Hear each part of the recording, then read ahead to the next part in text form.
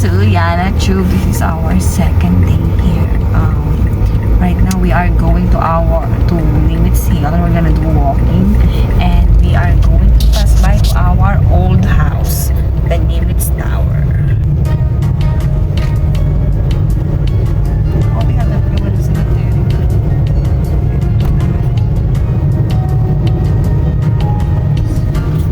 This is the cemetery. I am going to. We're gonna run up this.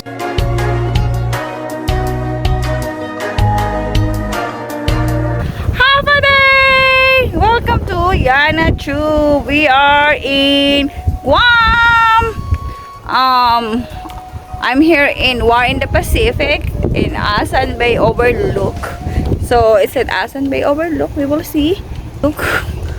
So here, look at the bay ocean. See how nice it is.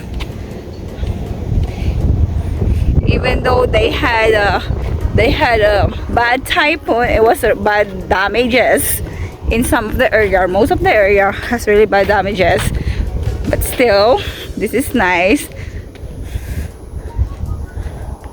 And when we were here back in 2012, through me, of course, since 2004 I was here, and I married my husband 2010. Adriana was we brought Adriana here. We do walking, so we're kind of reminiscing here. I'm so sorry, this is from the damage of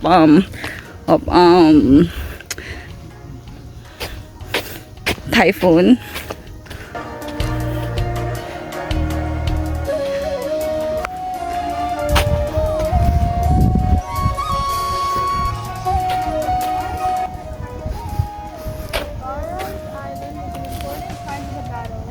Following the recapture of Guam, U.S. cargo ships crowded up, taking the busiest ports in the Pacific supplies to Orange, according to the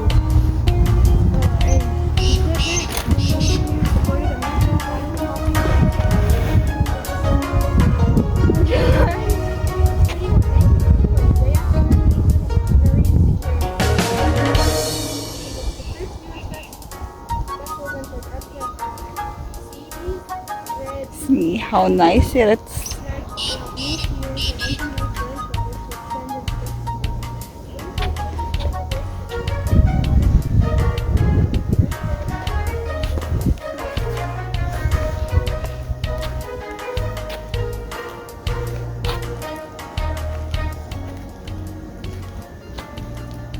So this is a small place.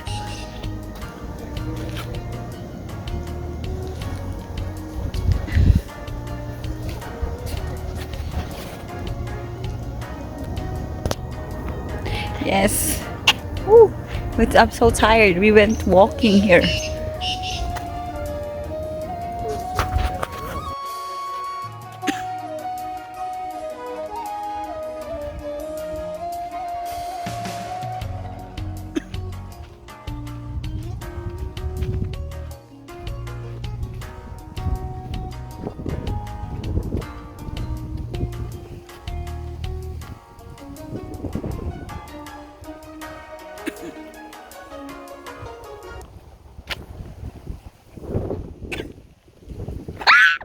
Sorry, I saw a lizard.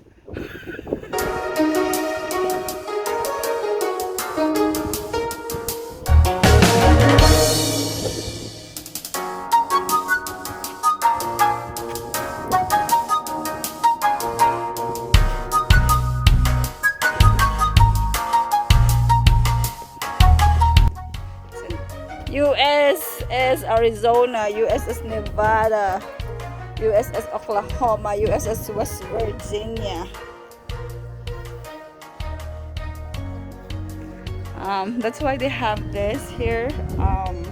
There's a lot of bases here, US bases, US military base. That's why I met my husband here in Guam.